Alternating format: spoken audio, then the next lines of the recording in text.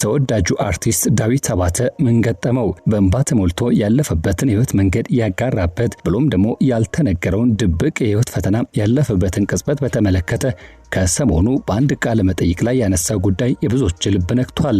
ዳዊት አባተ ህይወቱን እስከ መጥላት የደረሰበት ወደ ሞት አፋፍ የተንደረደረበት ብሎም ደግሞ ከከፋው ርቀት ስለተነሳበት አጋጣሚ አጋርቷል። በዛሬ መረጃ ሰዓታችን ይህን ጉዳይ እናነሳለን። በሌላ በኩል ደግሞ በባለፉት ወራት በጽኑ ህመም ላይ ሆኖ በሞትና በህይወትና በሞት መካከል ሆኖ ከፍተኛ የስቃይ ጊዜን ያሳለፈው ተወዳጁ ኮሜዲያን አሌክስ ከሆስፒታል አልጋ ተላቆ ዛሬ በደስታ ይገኛል። ታዲያ አሌክስ ስላለፈበት ጉዳይ እንዲሁም ደግሞ በህመም ያሳለፈው በተመለከተ ተናግሯል። ከዚህ ጉዳይ ጋር በተገናኘ ዝርዝር መረጃውን አካተናል። በሌላኛው መረጃችን ደግሞ ተወልዳ ካደገችበት ከገጠራማ አካባቢ ተነስታ በአንዲት ፎቶ ምክንያት ህይወቷ የተለወጠው ታዳጊዋ ኤልሳቤት ደስታን በተመለከተ አዲስ የምስራች ተሰምቷል። ይህን ጉዳይ እንዲሁ እናነሳለን። እስከ ፍጻሜ አብራችሁ እንድትሆኑም በአክብሮት እንጋብዛለን። ውድ ቤተሰቦቻችን እኛ ኢትዮ ግሎባል 360 ኒውስ ነን። ለቻናላችን አዲስ ከሆናችሁ ሰብስክራይብ፣ ቪዲዮን ከወዳችሁ ደግሞ ላይክ፣ ሼር እንድታደርጉ እየጋበዝን ነው። ወደ ዝርዝሩ የምንሻገረው መልካም ቆይታም።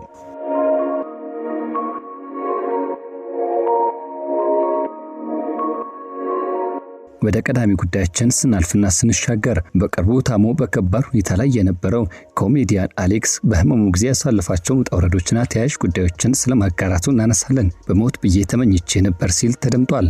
ከባድ ህመም ውስጥ ሆኜ ራሴን እስከ ማጥፋት ሐሳብ ደርሼ ነበር። ነገር ግን የኢትዮጵያውያንን ሰብአዊነትና የፍቅር ጥግ ያየሁበት ትልቅ የህይወት ምዕራፍ ሆነልኝ። ለብዙዎች ፈገግታና ሳቅን ሲያድለን የቆየው ተወዳጁ ኮሜዲያን አሌክስ ከጀርባው ያሳለፈውን አሰቃቂ ህመም ጉዞና የሰብአዊነት ጥግ ያየበትን ገጠመኝ ሲያካፍል የብዙዎች ልብ ተነክቷል። አሌክስ ላለፉት 8 ዓመታት ያህል ከባድ የሚባለው የዩሪክ አሲድ ህመም ሲታገል ቆይቷል። ህመሙ በሚበረታበት ጊዜ ሁሉ ህመሙን ለማስታገስ በየቦታው የሚወስዳቸው አላስፈላጊ ማስታገሻዎች ወይም አንቲፔን መርፌዎቹ ህመሙን ለጊዜው ቢሸፍኑለትም መጨረሻ ግን የከፋ አደጋ ይዞበት መጥቷል። በተለይም ደግሞ በተለያዩ ጊዜያት ለስራ ወደ ክፍለ ሀገር በሚንቀሳቀስበት ወቅት የህክምና ባለሙያ በማጣቱ ምክንያት ራሱን በራሱ መውጋት ጀመረ። ይህ ራሱን በራሱ የመውጋት ልማድ ግን ታፋው ላይ ከፍተኛ ኢንፌክሽን እንዲፈጠር አደረገ። ኢንፌክሽኑ እየሰፋ በመሄዱና እስከ አጥንቱ ድረስ የመድረስ ስጋት በመፍጠሩ ምክንያት ህመሙ ከስብራት በላይ አሰቃቂ ሆነበት። ከ20 ቀናት በላይ በአልጋ ላይ ጥሎት እንቅልፍ የሚባል ነገር አሳጣው። እጅና እግሩ መታዘዝ አቁሞ በዊልቸር ላይ ለመውደቅ ተገደደ። ስቃዩ ከሚቻሉ በላይ ሲሆንበት መኪና መጥቶ ገደል ብገባ ወይም ደግሞ ራሴን በገደል ይሻለኛል እስከ ማለት ያደረሰ አሰቃቂ ጊዜን ማሳለፉን ገልጿል። በተለይም በሄደበት የመጀመሪያ ህክምና ተቋም ውስጥ ለሰዓታት ያህል በከፍተኛ ስቃይና እንባ እያለቀሰ በቸልተኝነት ተጥሎ ነበር። በወቅቱ ህይወቱን አስቸጋሪ ያደረገው ጊዜ እንደነበርም ገልጿል። ነገር ግን ጨለማው በበርካታ ደጋግ ኢትዮጵያውያን ፍቅር እጅ ተገፈፈ። የሁኔታ አሳሳቢነት የገባቸው አጋሮቹና የሙያ ጓደኞቹ ያደረጉት ጥረት የፍቅረ ሰላም ሆስፒታል ባለቤት የሆኑት ረዳት ፕሮፌሰር የዶክተር ፍቅረ ሰላምን ቀልብ ሳበ። ዶክተሩ ነገሩን በሰሙ በ30 ደቂቃ ውስጥ በተደራጀ አምቡላንስ ህክምና ቦታ ድረስ በማስወጣትም ህይወቱና እግሩን ከከፋ አደጋ ታደጉት። ያለምንም ህክምና አሌክስን በድጋሚ በሁለት እግሩ እንዲቆም አድርገውታል።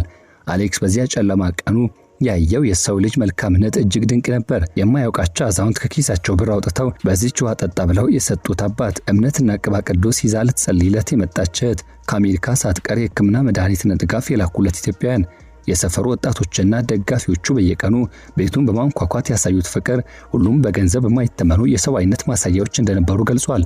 ከዚህ ከባድ ፈተና የተመለሰው አሌክስ ያስተላለፈው መልእክት ከጤና ጋር የተገናኘ ነው። ጤናችሁን ጠብቁ፣ አላስፈላጊ የህይወት ዘይቤዎችን፣ ያለ ሐኪም ትዕዛዝ መድኃኒት መውሰድ እንዲሁም አልኮልና ያልተመጣጠኑ ምግቦች ማብዛት አካልን ለከፋ ጉዳት ስለሚዳረግ ተጠንቀቁ ሲል መልእክቱን ያጋራው አሌክስ ሰውን ለመርዳት ሰው መሆን በቂ ነው። በየሆስፒታሉ በየቤታችሁ በህመም ተኝተው የሚረዷቸውን ያጡ አቅም የሌላቸው በርካታ ወገኖች ስላሉ ሁላችንም አቅማችን በፈቀደ መልክ እጃችንን እንዘርጋ ሲል ተማጽኗል። ወደ ሌላኛው ጉዳያችን ስናልፍና ስንሻገር ተወዳጁ የፊልም አክተርና የቴሌቪዥን ፕሮግራም አቅራቢ ዳዊት አባተ ከሰሞኑ በአንድ ቴሌቪዥን መርሃ ግብር ላይ ቀርቦ የተናገረው ነገር የብዙዎችን ልብ የነካ ሆኗል። አባቴ የሞተበት ለቴን ያከበርኩበትና ቀለበት ያሰርኩበት ቀን አንድ ነው ሲል የተደመጠው አርቲስት ዳዊት አባተ ልብ የሚነካ የህይወት ጉዞና ከስኬቱ በስተጀርባ ያለውን የማያገግም መስል ቁስል ገልጿል። ብዙዎቻችን በስክሪን የምናውቀው ታዋቂው አርቲስት ዳዊት አባተ ከብርሃኑና እንዲሁም ከዝናው በስተጀርባ እጅግ ከባድ ብሎም አነቃቂ የህይወት መንገድን አልፏል። በአባይ ቲቪ ከልጅነት እስከ በተሰኘው ፕሮግራም ላይ ያደረገው ግልጽና ልብን የሚነካ ቆይታ የብዙዎችን ቀልብ ስቧል። የሰኔ ወር ለዳዊት የመራራና ጣፋጭ ትዝታዎች ድብልቅ ውጤት ነው። ሰኔ 16 ቀን ለዳዊት ተራ ቀን አይደለም። በተመሳሳይ ቀን የተወለደበት፣ አባቱ በሞት ያጣበትና የትዳር አጋሩን ያገኝበት አስገራሚ አጋጣሚ ነው። ልደቴ በሆነበት ቀን አባቴን ሲነጥቀኝ፣ በዚያ ቀን ደግሞ እንደ እናትም እንደ አባትም የምትሆነኝ ውድ ሚስቴን ሰጠኝ ሲል የፈጣሪን ሥራ ያደንቃል። ነገር ግን የሰኔ ወር ፈተናም በዚህ አያበቃም። እናቱም በዚህ ወር ሰኔ 27 ቀን ከዚህ ዓለም በሞት ተለይተዋል።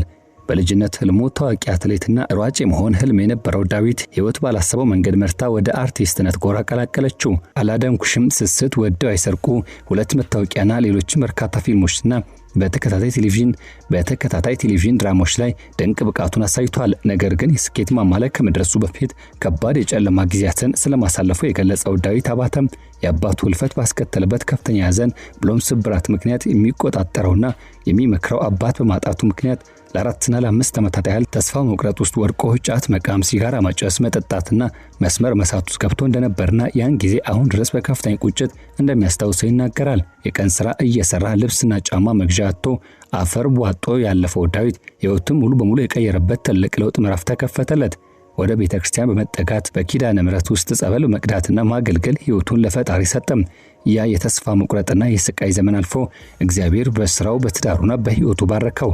ዛሬ ላይ ዳዊት የ4 ልጆች አባት፣ ስኬታማ አርቲስት ብሎም የቢዝነስ ሰው ሆኗል። ለልጆቹም ሆነ ለወጣቶች የሚያስተላልፈው መልእክት ቢኖር ሀብት፣ ዝና፣ ቤትና መኪና ቢኖርም የሰው ልጅ ሙሉ እርካታና ሰላም የሚያገኘው ከፈጣሪ ጋር በሚያደርገው ቅርበትና በትምህርት ነው ሲል ገልጿል። ህይወት ምንም ያህል ቢፈታተንም ከወደቅንበት ተነስተን ለታላቅ ስኬት መብቃት እንችላለን ሲል ዳዊት ገልጿል። ወደ በስተመጨረሻ መረጃችን ስንሻገር ታዳጊዋ ኤልሳቤጥ ደስታ ሌላ የህይወት ምዕራፍ ላይ ደርሳለች።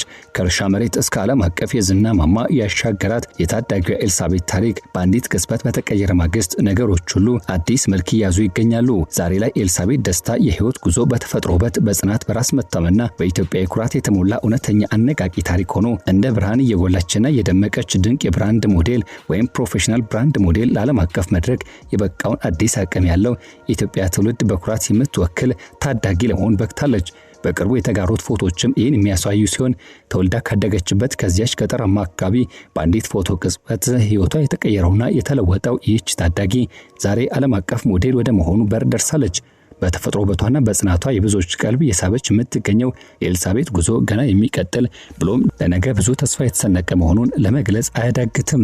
ወደ ቤተሰቦቻችን ይህ ኢትዮ ግሎባል 360 ኒውስ ነው። ለቻናላችን አዲስ ከሆናችሁ ሰብስክራይብ፣ ቪዲዮን ከወዳችሁት ላይክ፣ ሼር እንድታደርጉ በአክብሮት የጋበዝን የዛሬ መረጃ ሰዓታችን እዚህ ጋር እንቋጫለን። በያላችሁበት ደግሞ ጥሩ መልካም ጊዜን እንመኛለን። ሐሳብ አስተያየቶቻችሁን በሐሳብ መስጫ ሳጥናችን እንድታካፍሉ እንድታጋሩን በድጋሚ ጠየቅን። መልካም ጊዜ በያላችሁበት።